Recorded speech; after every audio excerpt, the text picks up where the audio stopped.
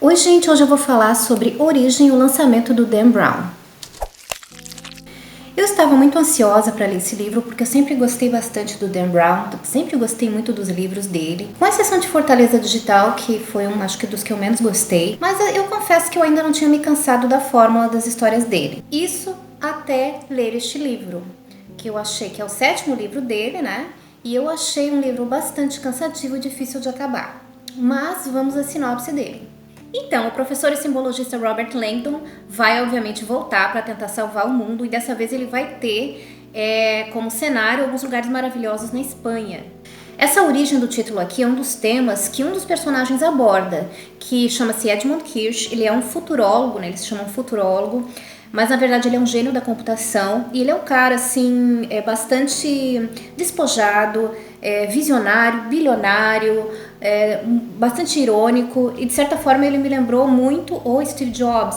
Eu acho que o Dan Brown se inspirou um pouco no Steve Jobs para construir esse personagem. O Edmund Kirsch, ele vai levantar duas questões fundamentais para os seres humanos. Ele alega ter descoberto a resposta para duas perguntas: de onde viemos e para onde vamos. Obviamente vai ter também a participação de uma protagonista, o nome dela é Ambra Vidal, linda, maravilhosa, diretora do Museu Guggenheim em Bilbao, e ela vai ajudar o Robert Langdon a revelar esse segredo do Kirsch, que é um segredo que desde o princípio já fica muito claro que vai desagradar vários segmentos da sociedade, principalmente os nichos mais religiosos. Aí o que se segue é uma história que fica aparecendo cada vez mais que foi escrita para o cinema, porque tem assim muitos picos de ação. O livro começa devagar, eu achei, lento, e depois ele dá uma engrenada. Lá pelo capítulo 24 é quando ele dá uma engrenada. Tem inúmeras descrições de lugares, como o Dan Brown geralmente faz, né? De monumentos, igrejas e museus e tal. E eu achei bastante cansativa, essa foi uma das partes que eu achei mais cansativas. E talvez por isso que eu falei que talvez eu tenha me sentido assim como se eu já tivesse cansado um pouco dessa fórmula. E em alguns momentos eu até acabei passando as descrições assim, de algumas igrejas que ele fez, porque realmente ficar imaginando as abóbodas e tal, não sei o que, achei meio encheção de saco. Sem esquecer, é claro, de que tem aquela já conhecida crítica à religião, ao extremismo religioso. Ele vai falar coisas muito interessantes da história da Espanha, da ditadura Franco.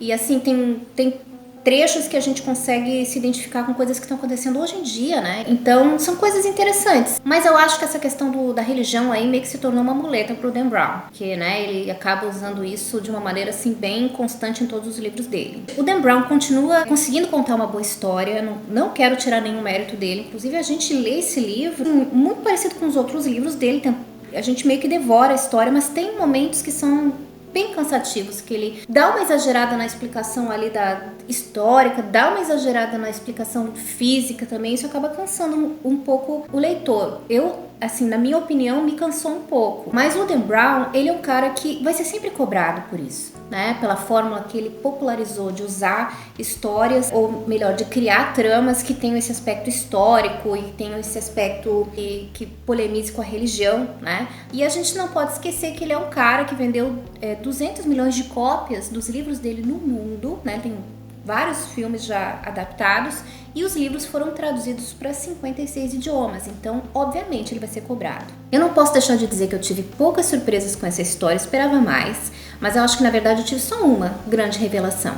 Eu principalmente fiquei decepcionada com o final porque eu esperava mais consistência, eu esperava uma explicação melhor, eu esperava assim, talvez um impacto maior, né? E não foi o que aconteceu, pelo menos pra mim. Ainda assim, continua sendo daqueles livros que a gente abre o Google para ver as imagens que ele tá, dos lugares que ele tá descrevendo, dá vontade de conhecer todos esses lugares, né? Tem o seu grau de diversão. Eu gosto de Dan Brown, mas eu esperava muito mais esse 7º livro dele, Origem. Só complementando que esse livro foi lançado pela editora Arqueiro, que lançou todos os outros livros do Dan Brown no Brasil e provavelmente também vai ser adaptado para o cinema, com Robert Langdon sendo interpretado pelo nosso amigo Tom Hanks. A última coisa que eu li é que o Dan Brown viveu na Espanha quando ele era adolescente, então, muito possivelmente, ele ambientou a história toda na Espanha dessa vez, como uma espécie de homenagem ao país que o acolheu na adolescência.